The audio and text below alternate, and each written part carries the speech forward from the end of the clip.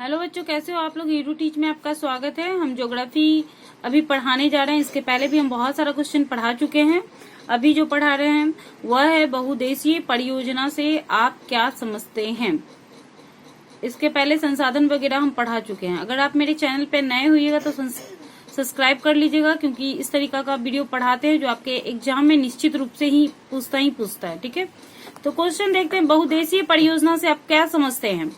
वैसी परियोजना जिसके द्वारा कई उद्देश्यों की पूर्ति होती है। क्या? वैसा परियोजना जिसके द्वारा कई उद्देश्यों की पूर्ति होती है। किसके द्वारा? नदियों के द्वारा।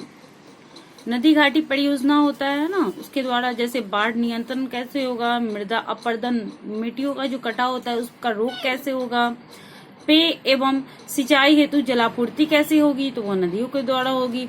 नदियों में जो ज्यादा जल हो जाता है तो उससे विद्युत कैसे उत्पन्न होगा।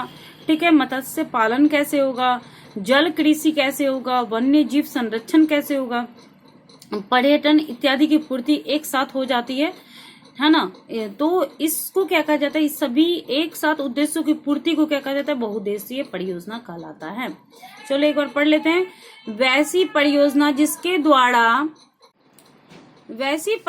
जिसके द्वारा कई उद्देश्यों की पूर्ति, जैसे बाढ़ नियंत्रण, मृदा अपरदन पर रोक, पेय एवं सिंचाई हेतु जलापूर्ति, विद्युत इससे उत्पन्न किया जाता है, मत्स्य पालन, जल कृषि, जल के द्वारा कृषि होता है, जैसे नदियों के बगल में जो खेत वगैरह रहता है, और नहर का व्यवस्था भी नदियों से ही जोड़कर किया जाता है, वन्य जीव संरक्षण होता है। ठीक है, पर्यटन इत्यादि की भी व्यवस्था की जाती है नदियों में। तो इस तरीका से जो भी पूर्ति होता है, पूर्ति एक साथ हो जाती है, उसको क्या कहा जाता है, बहुउद्देशीय परियोजना कहा जाता है। यह आपके एग्जाम में पूछता है। नेक्स्ट क्वेश्चन है कि जल संसाधन के क्या उपयोग हैं। तो सबसे पहले हम लोग जान लेते हैं कि जल को ही जीवन कहा जाता है, क्योंकि हम लोग जल के बिना नहीं रह सकते हैं। ठीक है, जल के उपयोग की सूची बहुत ही लंबी है, क्योंकि जल का जो इस्तेमाल होता है वो पेय जल के रूप में होता है। हम घर में जितने भी कार्य करते हैं, घरेलू कार्य, वो सभी जो होता है किसके द्वारा होता है, जल के द्वारा ही होता है।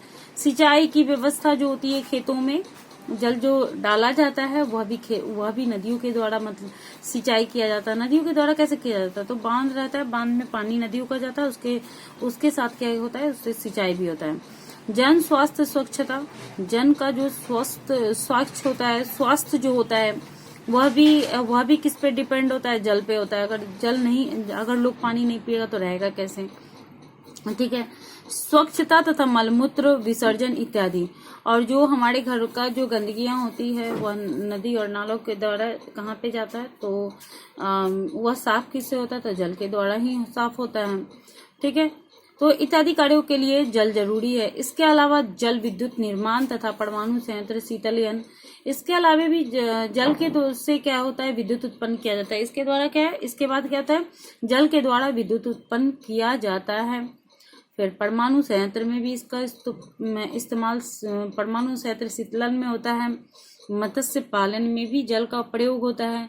जल कृषि वानिकी में भी जल का प्रयोग होता है ना। जल क्रीड़ा मतलब जल में खेला जाता है, जैसे स्विमिंग किया जाता है।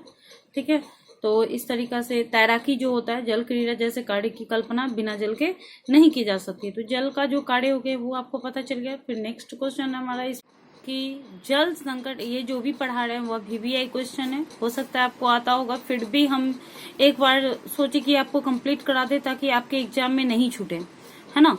तो जल संकट क्या है, आपको पता ही है कि जल ही जीवन है, जल के बिना हम नहीं रह सकते हैं। और इसका अभी जो है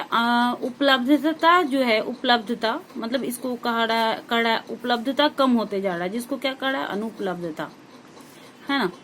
जनसंख्या बहुत ज्यादा बढ़ रहा है और जल का वितरण जो है हर जगह अलग अलग होने लगा है, जिसके कारण जल जो है एक समस्या के रूप में उभरते आ रहा है ना। क्योंकि जल का इस्तेमाल सभी लोग करते हैं और जल इतना ज्यादा प्रयोग किया जाने लगा है कि यह अनुपलब्धता के रूप में, एक संकट के रूप में माना जा रहा है।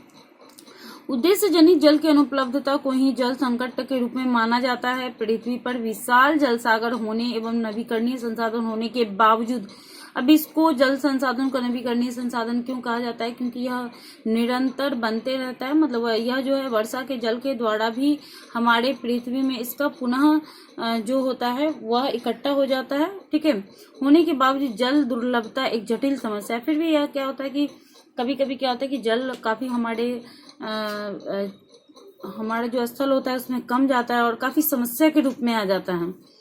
जल संकट के भाव उत्पन्न होते ही मानस पटल पर सूखाग्रस्त या अनावृष्टि क्षेत्र का वित्र उपस्थित होने लगता है। मतलब कि जब जल का कमी हो जाएगा तो क्या होगा, चारों तरफ सूखा सूखा नजर आएगा, उत्पादन बहुत ज्यादा कम होने लगेगा। ठीक है, और अजीब सा एक स्थिति उत्पन्न हो जाएगा। जल संकट क्यों हो रहा है? तो जल संकट जो है वह बढ़ती हुई जनसंख्या के कारण हो रहा है ना। और जब जनसंख्या बढ़ेगा तो क्या होगा, उसका मांग भी बढ़ेगा। और दूसरा भी कारण है कि यहाँ पे जो भी जल होता है वह उसका जो वितरण होता है, मतलब जमीन के अंदर जो जल होता है सभी जगह अलग अलग होता है। तो इस तरीका से हम यह जल संकट के आपको समझ में आ गया। अगर आप मेरे चैनल पर नए हुईगा तो सब्सक्राइब लाइक जरूर कर लीजिएगा। ठीक है, क्योंकि आपके एग्जाम में जो निश्चित रूप से पूछे जाएंगे वही क्वेश्चन अभी हम पढ़ा रहे हैं। तो थैंक यू मेरे वीडियो को देखने के लिए।